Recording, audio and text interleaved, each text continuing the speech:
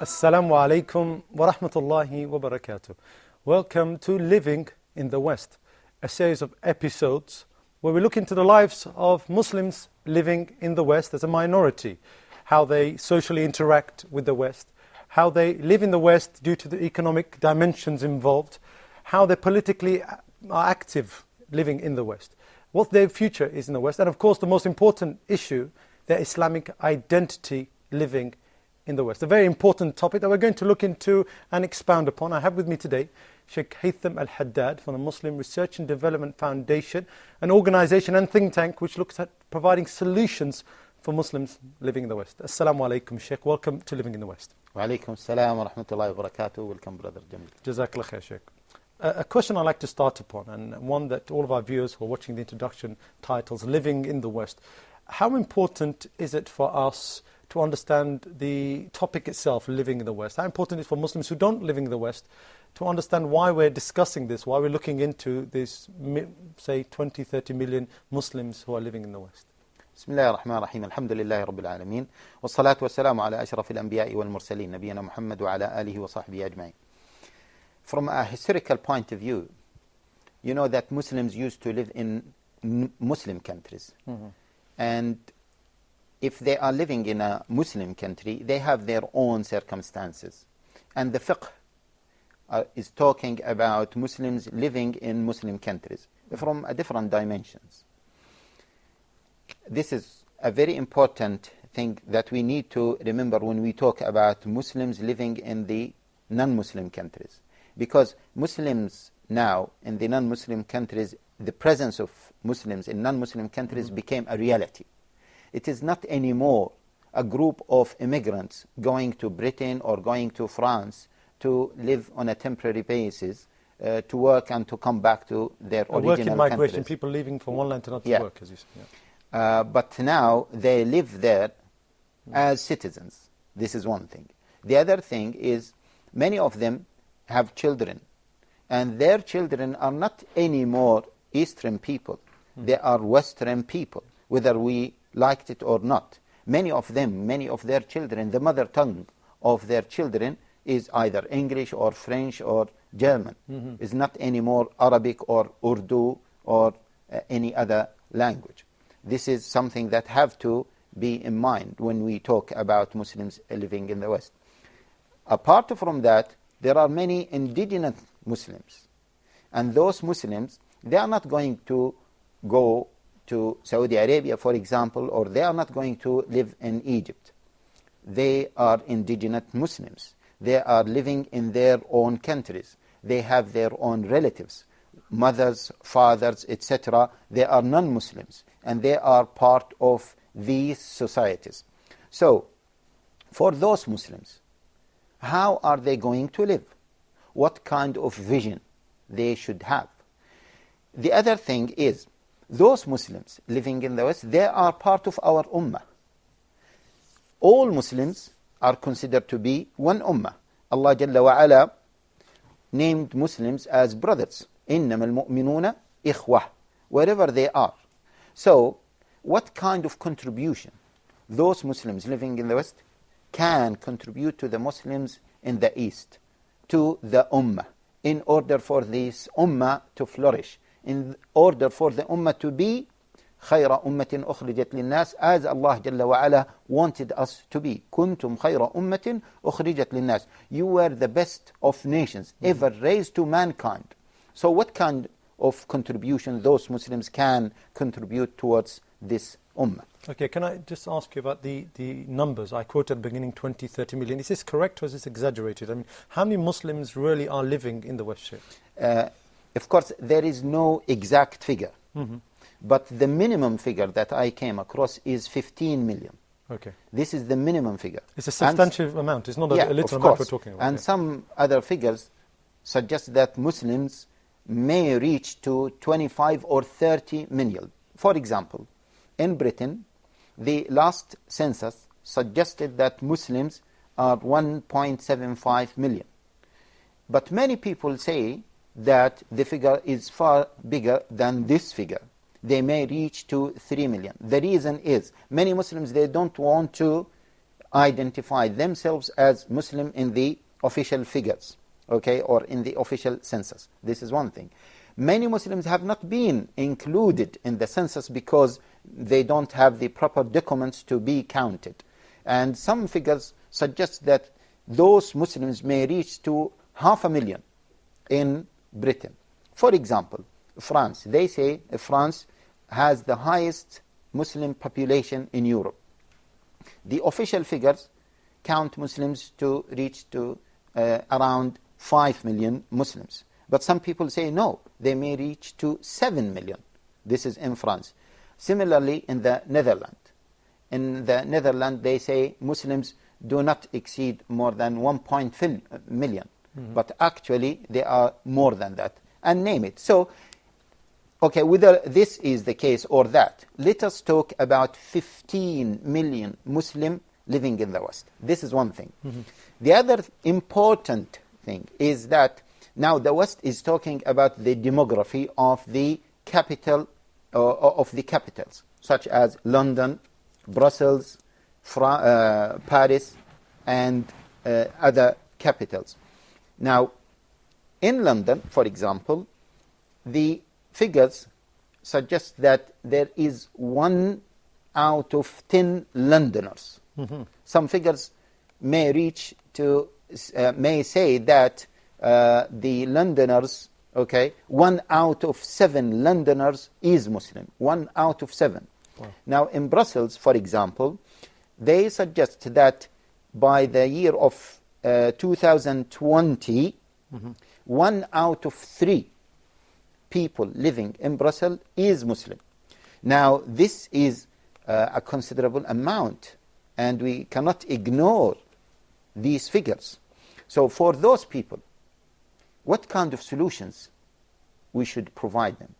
What kind of vision they should have in order to preserve their identity, in order to contribute to the Western countries, in order to contribute to the Ummah? And they have two responsibilities. Their responsibilities towards the Ummah, the Muslim Ummah, and their responsibilities towards the population that they are living among, which is the non-Muslim population. So, just a quick recap now. We've shown the importance of this topic because, say, 1/3 of all people in Brussels are going to be Muslim. It's a very important thing for the West to take into account, that we've got a whole number of alienated, sometimes, society. Before we go into looking at it deeply, just give me maybe a reason, as you're in London, you're working actively in the society there. Are Muslims actually taken seriously as a group, or is it something which they have to take seriously? Well, Brother Jamil, you touched on a very important subject. And to be honest with you, I've been interviewing many non-Muslim thinkers, and some of them are working with the government and in many think tanks. And the West now, with regards to Muslims living in the West, is lost. They are trying to find a solution for this growing community, and they are unable to identify the best scenario for Muslims in the West. This is on my view. Maybe they have identified a solution, but they don't want to disclose it for Muslims. Maybe they have their own agenda, but as far as I see it, okay, they don't have that solution. Simply, the Muslim population is growing. Either Muslims, immigrant Muslims, or indigenous Muslims. There are many converts, and the conversion to Islam is becoming more and more. This is a very important issue. The Muslims themselves are becoming more Islamic. You know, for example, in London, you will be surprised that number of young people attend masajid for Salat al-Tarawih is increasing dramatically. You wouldn't imagine that. Wallahi, Brother Jamil, I might not be exaggerating if I tell you that if you take some photos of some people going to the masajid in London, okay, during this Ramadan, you might think that we are talking about Bangladesh, or we are talking about even Saudi Arabia, or we are talking about Egypt, some of those countries. It's a number which is growing dramatically. Not just growing, okay? And more people, more Muslims are becoming Islamic people. What do I mean by that? For example, according to statistics, recent statistics, in Britain, more than 50% of the Muslims interviewed by this poll is suggesting that Sharia should be incorporated within the British judicial system. That was not the case before. Number of sisters wearing hijab is increasing. The presence of Muslim in the public arena is increasing. Number of mosques is increasing. Number of Islamic literature is increasing. Now, in any news, whether British news, French news, in Netherlands, etc., you will find that on a daily basis the news is talking about Muslims, either positively or negatively. So it means that the presence cannot be avoided. Their presence cannot be avoided. Now, from the Western point of view, how can they deal with this growing population? What kind of solutions? Now, Muslims are demanding. They are demanding their rights. They are demanding the issue of education. They want more Islamic schools, or at least they want their the Islamic education to be included in the state schools. This is something the West, okay, itself or themselves, they are unable to deal with. The issue of the personal law, it is a very important subject. Now, maybe you have heard about the row after the comments of Dr. William, okay, Ron William, the Archbishop of the Canterbury. He said that Sharia may play a role in the British life. And after these comments, there was a row about what he said, because Muslims are demanding.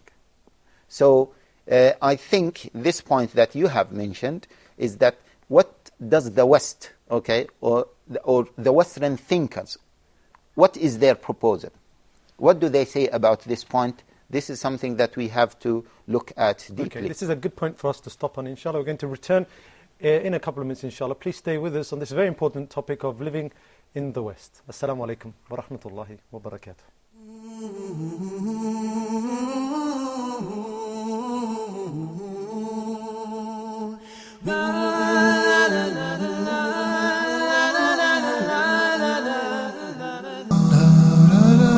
Back to the Prophet. Join Sheikh Ammar in the program Back to the Prophet, wherein he teaches us practical lessons from the Prophet's life and how this can help us to overcome our challenges in the present. We talk about the life example of the Prophet Muhammad, peace and blessings be upon him, seeking guidance for ourselves.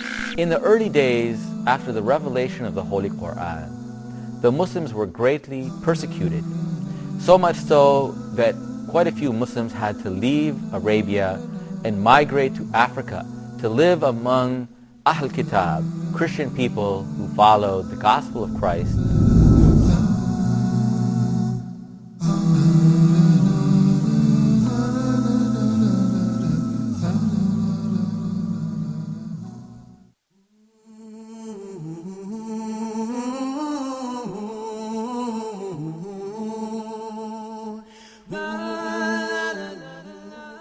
Assalamu alaikum wa rahmatullahi wa barakatuh. Welcome back to Living in the West. Sheikh Haytham, just before the break we spoke about the importance of this topic itself. We spoke about some of the important parts that we need to take into consideration when looking at Muslims living in the West. You spoke about a vision. Is there any other important core parts that we have to look into, we have to take account for? Yes. There is another important dimension that we have to take into consideration when we talk about this, and this reflects the importance and the significance of this topic, is that Muslims are facing different situations. Okay, they are not facing the same situation or the same situations that Muslims in Muslim countries are facing. So we need to talk about their fiqh, the jurisprudence of Muslim minorities. What do you mean by this? We've heard the term many times, fiqh, jurisprudence. What does this mean? What is? Now, this is a very common topic, and many people are talking about it. By the way, my PhD is talking about the fiqh of Muslim minorities. Such as, okay, a common question. Many people say that, okay, Sheikh, I don't find a halal job, a pure halal job. Is it allowed for me to work in Sainsbury or in Tesco or in any big supermarket? And inevitably, I will be handling khamr. Alcohol. Alcohol, okay? How? Either I will stack it, or the minimum that I will be asked to do is to stand on the till. And once I stand on the till, I will be selling alcohol. Is it allowed for me or not? And I do remember, as we are talking in a very casual way, I do remember one time a brother came and he said, Sheikh, I don't want to work in this field and that field because it is haram. I want to work in a pure halal job. What does he do? He decided to work as a postman. I said, okay, no problem. You can do that, okay, but I don't think that it is a pure halal job. He said, let us see. He started to work. After 1 month, almost 1 month, he came and he said, Wallahi, Sheikh, he's full of haram. He's full of haram. I said, why? I knew because I came across this question before. He said, sometimes you have to post pornography. Sometimes you have to post advertisements about banking system, about some haram issues. And he said, what shall I do?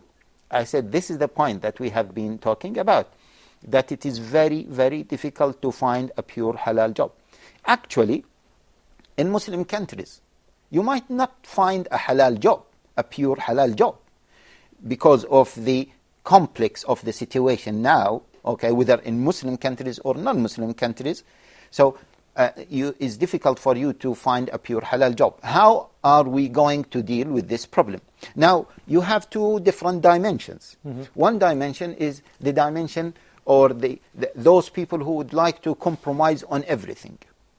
You are living in a unique situation in the West. You are not living in a Muslim country. You are not living under the Khilafah, the Caliphate system, and therefore you have to compromise your religion. And like you're oppressed, basically. You are, and this is something else. You are oppressed. For example, when many speakers are talking about hijab, and they say to Muslim women in the West, whether in America or in France or Britain, you don't have to wear hijab.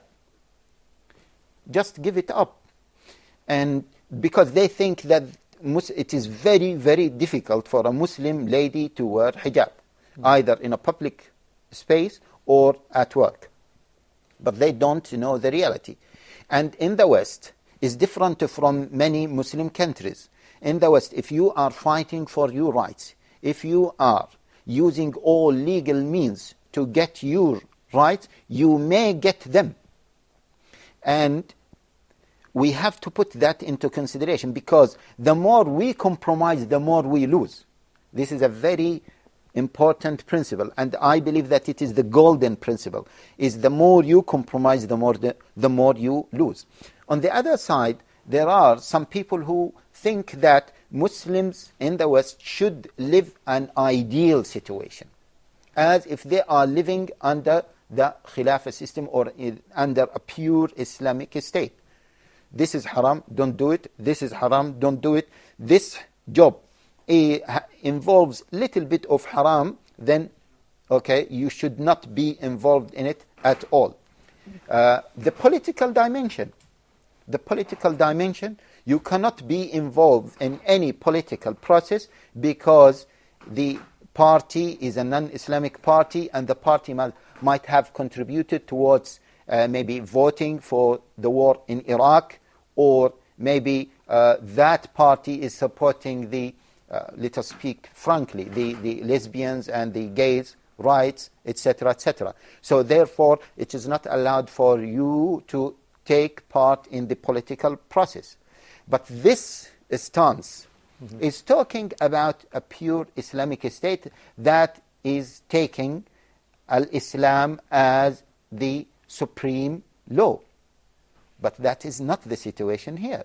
So in between these two stances, what are we going to do? What kind of solutions are we going to provide for the Muslims? So they don't lose their identity as Muslims, That's right. and moreover to progress, because we don't want Muslims in non-Muslim countries to remain as they are. We want them to progress. We want them to contribute to their ummah and to their societies that they are living in. Okay, I mean, so now you've expounded slightly, and we're going to go in deeper. But a point some people might say, because coming through from some of the overtones in what you're saying, is that people are speaking about the West. Scholars are giving fatwa about the West, about the Muslim minority being in the West. They themselves are not linked to the West. They have no understanding of what's actually going on the ground, what's happening in the West. How important is it for our Muslim scholars, the ulama, the students of knowledge, to really start looking into giving a solution which actually for those people? Because like you said now, somebody may give a fatwa from another country, and this group you're saying, the second group says, no, a fatwa has come from a Muslim country, we've got to abide by it. Yeah. Here, we have two extremes. Mm-hmm. One extreme is saying that we should not take fatwa from scholars from the East or from the Muslim countries. And this is a very extreme view. Yes. We should not accept that, because there are Muslims in Muslim countries that you cannot find them in the West. Exactly. Okay? On the other side, some Muslims are saying, no, these are the big scholars, and everyone agrees that those scholars are the scholars of the Muslim Ummah, so we have to refer to them in all our matters, without consideration of the unique situations Muslims are facing in the West. Let me give you a simple example. Okay? I'll give two examples. One example is the issue of hijab and the issue actually of niqab covering the face. In Britain, and by the way, in many American states, this is fine and it is allowed. And even in Britain, you can drive, a lady or a Muslim sister can drive her car with a niqab. Yes. And this is something common. Yes. If you go to some parts in London, like East London, or if you go to Blackburn, some other cities outside London, there are many sisters driving their cars with niqab. Now, this is something difficult to imagine for Muslims living in Muslim countries, because many Muslim countries don't allow women to drive with their faces covered or with niqab. So if a fatwa comes to a scholar who is living in that situation, who is living in a Muslim country, stopping Muslim women from wearing niqab while driving a car, what do you think he is going to say? He's going to say, no, okay, it's not, you are living, sister, you are living in a non-Muslim country and you might be oppressed, don't go that far. Maybe there is another opinion that says, okay, uncovering the face is okay, and so on. Even some of them might, and all of us have heard these views, they might say that you can even give up your hijab, not just covering the face, because you are living in the West. Okay? They don't know the reality. And I do remember that I have taken some scholars to East London, where there is a highest population of Muslims, in London, in East London. And they were amazed. They said, we never thought that this is the situation of Muslims in the West. I said, this is an example. But of course, the situation differs from one country to another country, from one city to another city, and that is very important. That's why sometimes we call for the shuyukh, the speakers, the muftin, who are talking about Islam in the West or Muslims in the West, to be very, very careful. And we would like to ask them that they should recommend that Muslims asking these questions to refer to scholars living in the West. This is from one angle.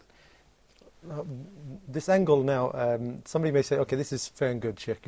You've give a very easy picture there. Some people are extreme. I don't accept any of the scholars. Some accept none of those, and some particular scholars. But the lay person, you said yourself, say 15 million in the West, the 9+ million or 10 million in America and Canada, they don't understand the differences between the scholars. They just see a guy who comes and quotes some Islamic verses, quotes some hadith, and gives a ruling.